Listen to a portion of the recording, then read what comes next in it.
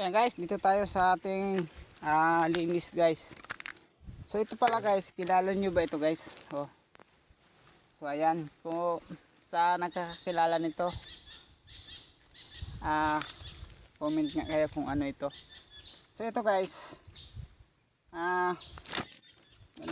ito, bango, napakabango guys.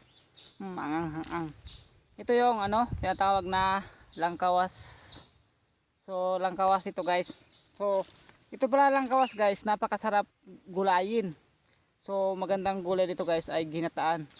So yung iba iniihaw lang ito tapos haw-haw suka. Sarap na sarap sila. Dito sa amin special na gulay, ginugulay sa kanila ito, special. Pinag-aagawan nila ito pag kahit sa gubat, suot sila dito sa gubat para makakuha lang ito. Napakasarap pala ito guys. Dito ko lang nalaman na itong langkawas ay ginugulay. Pero sa amin, yung langkawas nilalagay lang namin sa bagoong or kuyog. Ang tawagin kuyog, yung bilis. So ito dito ginugulay guys. Napakasarap ito gulayin. Ginataan ang napakadabis na luto nito.